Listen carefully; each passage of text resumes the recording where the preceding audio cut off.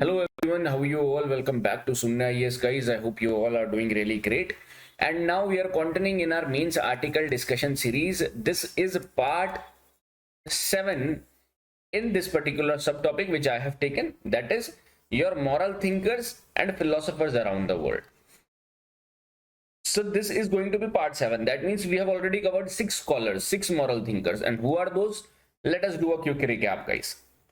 Those who are coming for the first time to this video, I would request them to watch the series itself, right? From starting, then come over here. So already 6 scholars have been done. We are writing like, can you remember it? Socrates, your Plato, Aristotle. This is your, then we have Thomas Aquinas. Then we have what? Machiavelli, Thomas Hobbes. Right. So these 6 scholars we have done, and if I say you that in one word you have to in one statement you have to tell something concrete about these scholars, moral scholars from the basically ethical point of view. I have already told you, right? So Thomas Hobbes was basically starting this. Machiavelli started the pessimistic view of human nature. Thomas Hobbes also continued it and given it a social contract.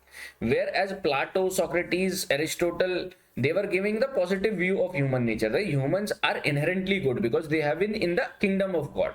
Socrates is belonging to the dialectics tradition. So dialectics is given by Socrates. Ultimate happiness, ultimate purpose of life is happiness. Plato also concluded by giving his theory of soul, theory of ideas, allegory of caves, if you remember, right? Reality is the shadow of idea. Aristotle is about the golden means. You should not go for the extreme ends, but golden means. Similar thing was said by Buddha also. Thomas Aquinas will come into picture. Machiavelli was important from that point of view of ends justify the means. That humans are greedy, humans are fearful, coward, ungrateful, avaricious. Exact statement said by Machiavelli in The Prince. Thomas Hobbes also continued by saying this, but in a good manner, right? And then he gave the social contract theory. He says that state of nature is a state of chaos, right?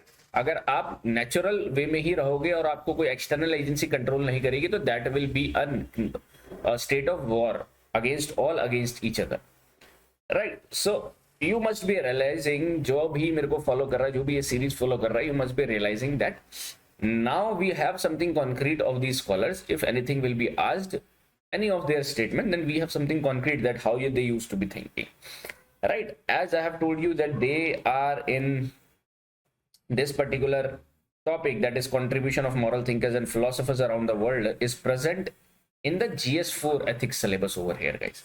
This all you have to study for ethics, and in that we have taken this part of contribution of moral thinkers and philosophers because this is repetitively coming in the examination, right guys? So in this particular part we are taking John Locke, guys, and as usual I always take you to their first of all timeline, because timeline sense is important. Then where do they belong to, right?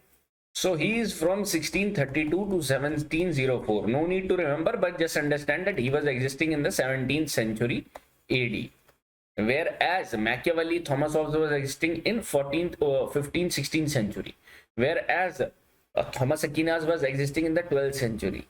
Whereas those Aristotle, Plato, Socrates were existing in 3rd, 4th centuries BC, right?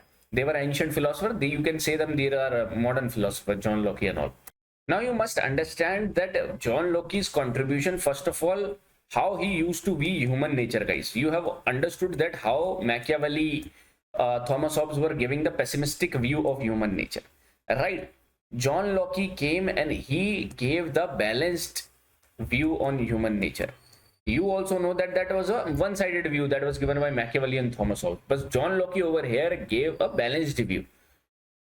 Like, as per Thomas Hobbes, as per Machiavelli, they were saying that man is selfish, right? As per Thomas Hobbes and as per Machiavelli too. John Locke is also saying that man is working towards its self-interest, no doubt, but it doesn't mean that a man will not look after others' interests too. Man is not capable of looking after the other's interest. It is not like that, right? So man is looking after his self-interest also, and he is capable of looking of others' welfare, others' interest too. He can work towards that too. So he's taking this important phenomena into consideration, which Thomas Hobbes and Machiavelli was not taking it, right? They were saying that man is selfish and he will do as per he will take action as per his self-interest, for his self-interest basically. In Thomas Hobbes and Machiavelli, they are saying that state of nature mein man will be killing each other. They will be fighting for the resources, for happiness, for increasing their pleasure. But over here, John Locke is saying that as man is working towards self interest, अपने self interest के लिए काम कर रहे हैं, लेकिन वो दूसरों का self interest भी समझते हैं, और ये समझ कहाँ से आती है? Reason से. So man has a reason to not harm others because he is also wanting that other person should not harm me.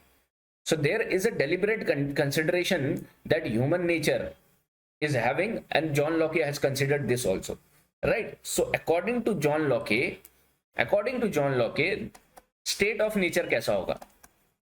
अगर आप natural way में रहते हो तो Thomas Hobbes के हिसाब से state of nature is a chaos, is a war against all and all, is a state of war. But as per John Locke, the state of nature will be peaceful. अभी peaceful कैसे होगा? Because as per John Locke, man means humans. Because man will be enjoying the natural rights. If they want their rights to be protected, they will respect other rights too, other people rights too. So they will not harm anyone. And how this is happening? Because they are guided by reason.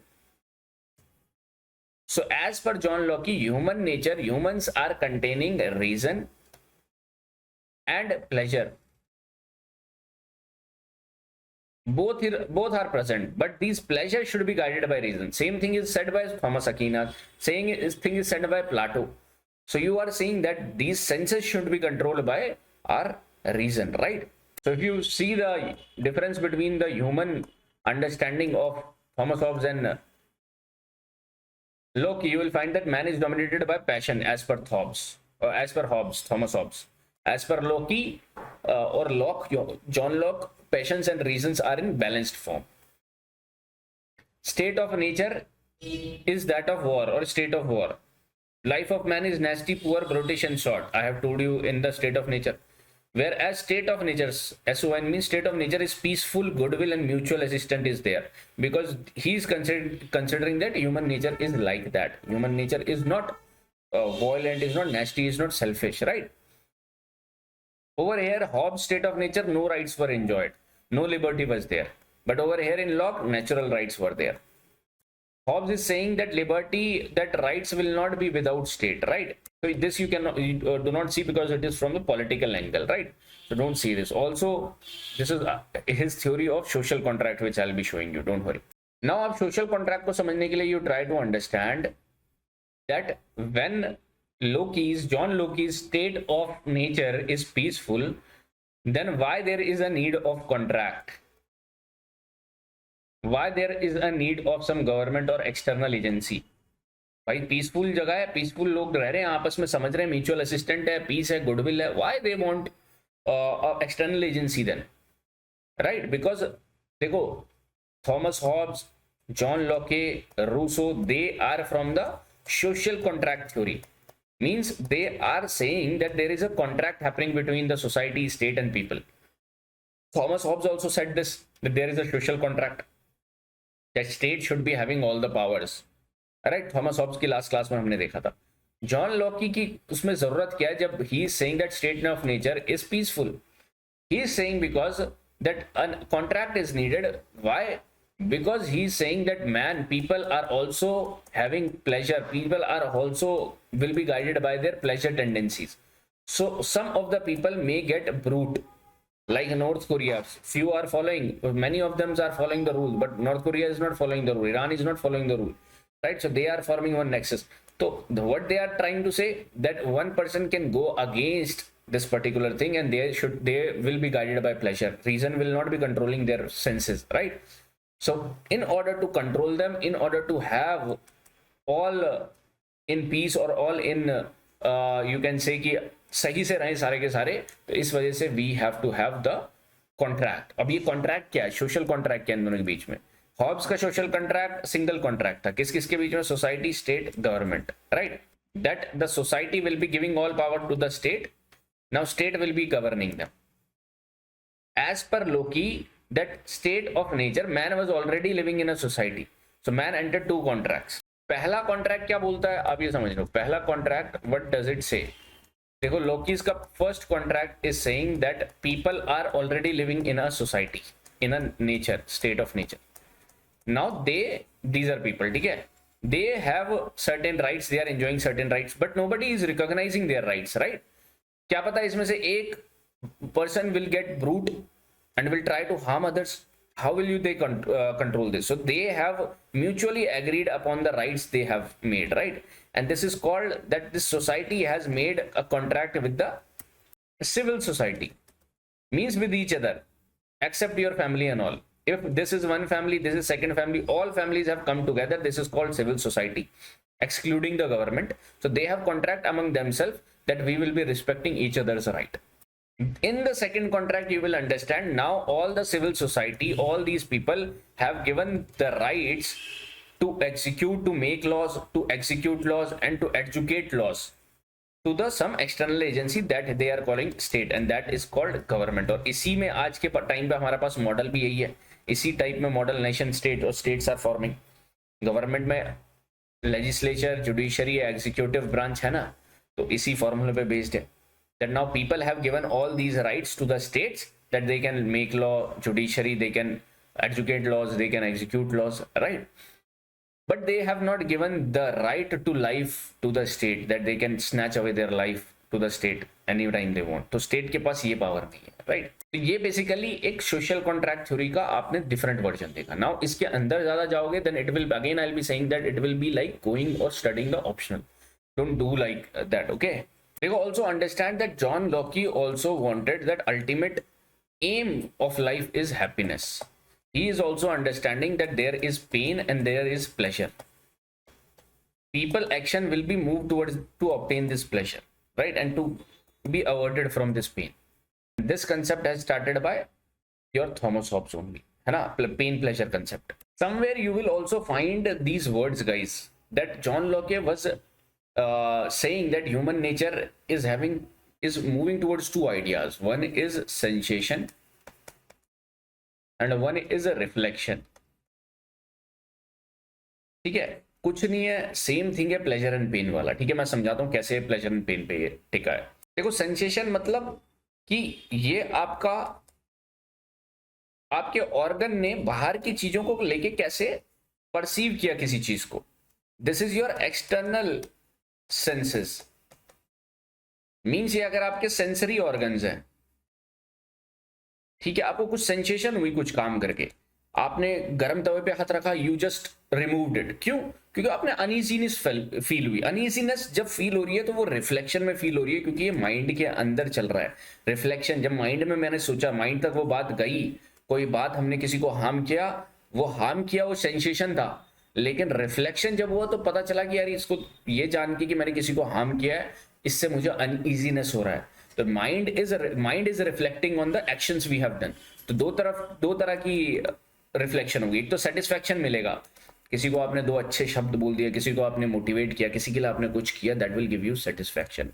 And another thing will give you uneasiness, right? Uneasiness in any form, sir में देगा तो दिमाग खराब, chest में देगा तो grief form में, right?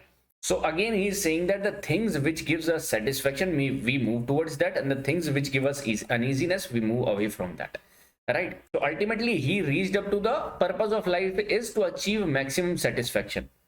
ठीक है? So this is about John Locke, guys. This thing you try to understand about John Locke, certain keywords which we have tried to learn. In the next class I'll be taking the next scholar. John Locke is read more from the political science point of view, and philosophy में आपको और ज़्यादा पढ़ना होता है John Locke, but from the ethical point of view, you try to learn this much only. ठीक है? So I'll meet you in the next lecture. If you're liking the video, do comment, do like, and if you are new, guys, subscribe to it. Thank you so much.